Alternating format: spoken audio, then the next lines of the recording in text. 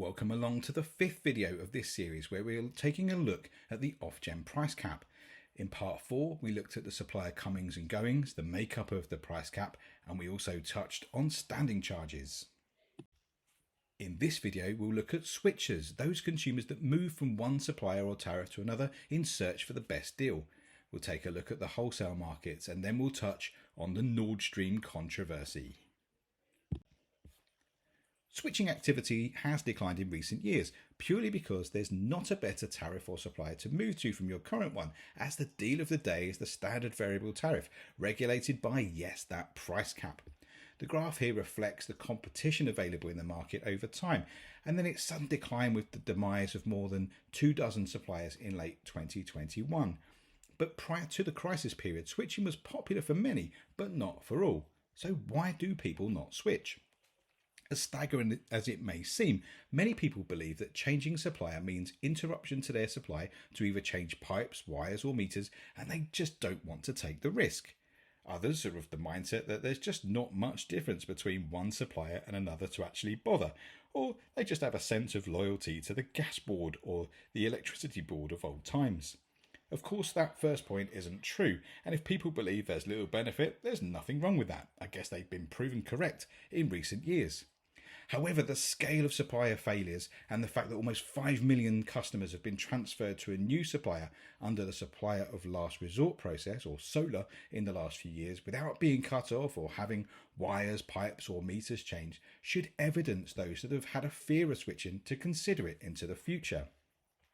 Alongside that, now that energy has become an extremely sensitive household cost, it's likely that those watching the household purse strings will be actively seeking the best deals and may now make this group of people, of non-switchers, a very small one into the future. However, as we saw earlier, the number of energy suppliers is now considerably smaller than what it was pre-crisis. Now that doesn't necessarily mean less opportunity for good deals to be found, and we're already seeing suppliers start to think outside of the box and introduce smart metering related tariffs, which can track the spot wholesale market and consumers can watch and manage consumption in real time.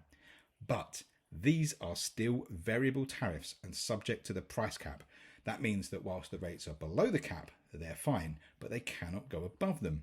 Who sits on the risk here? Well, that would be the supplier, because they are capped to charge a specific unit rate. So if wholesale prices were to rise quickly again, they could be unable to pass the cost through to customers because the cap would prevent them from doing so.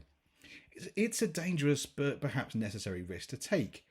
Is it similar to the practices seen before the market collapse? Quite possibly, but only time will tell if the market will cause these products issues. We saw what happened to Bulb, by far the biggest supplier to fail. Its product was great, had the price cap not been present. It had everyone on variable tariffs, and this allowed it not to hedge too far forwards, meaning it didn't need huge credit lines. But when the price cap prevented them from charging their customers the actual cost of energy, the game was up, and it was no longer a viable business. Did we see it coming? Absolutely not. No one can genuinely claim this. Until early 2021, the markets were predictable to a high degree, and so a high level of comfort was present, and even the stress tests at the time, with extremes included, showed no significant concerns, and those extremes at the time would not have even tested £1 a therm or £100 per megawatt hour levels. You'll see a few more graphs a bit later on, but let's take a quick look back at those wholesale markets. Prior to 2020, the markets were fairly stable, following a typical seasonal trend of lower summer prices and higher winter prices, reflecting the demand of a customer across a year.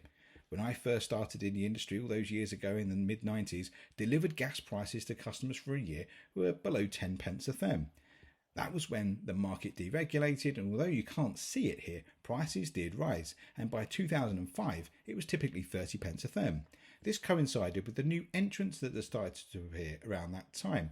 More competition resulted in more market players, which did include banks for liquidity, and this pushed market prices up over time. The graph on the bottom left shows the UK gas month-ahead contract over the last 10 years. Now you might be able to notice a seasonal trend in the early years, although it is distorted by that huge spike seen in later years. So the graph on the top right shows the period 2014 to 2020, where the ups and downs between summer and winter months are a little clearer.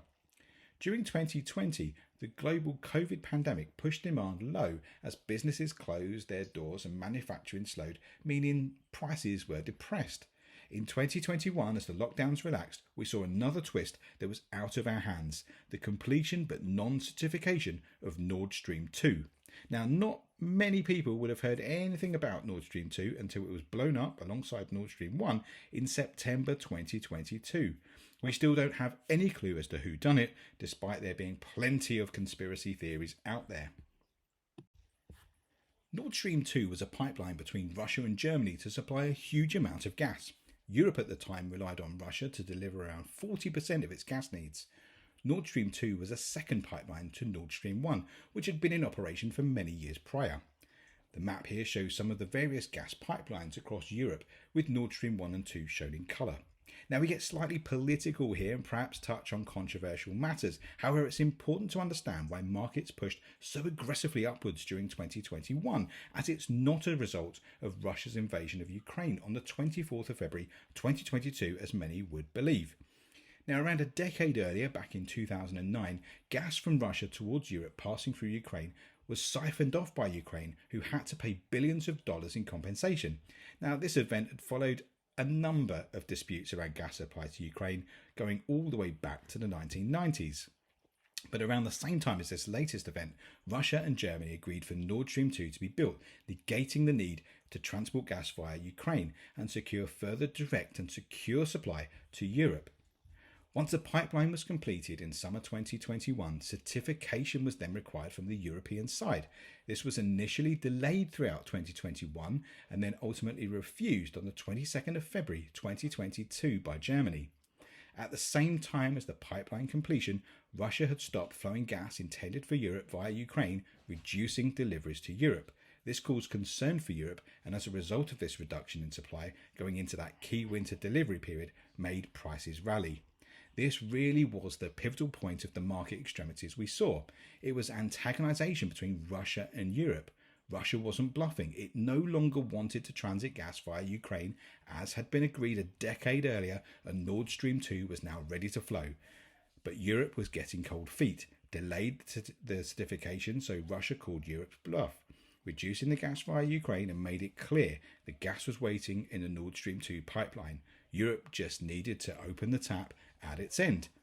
Europe decided not to proceed, and just 2 days later, Russia stepped inside Ukraine. I should note here that prior to all of this, you may recall Russia were simulating war games on the border of Ukraine for many weeks, which was likely the reason for Europe delaying that certification. As I warned, it's a controversial and potentially political topic, and we're no wiser than anyone else as to what actually went on between Europe and Russia during 2021. But it is clear that that's the trigger to steadily rising prices over that year, as the fear of short supply was increasing as the weeks passed. Of course, the events that followed in early 2022 pushed the markets to even higher extremes, but the impact of 2021 had already caused irreversible damage to the energy market. So that brings us to the end of part 5. Join us in part 6, where we look at the cost of supplier failure and how those costs get spread back to consumers. See you shortly.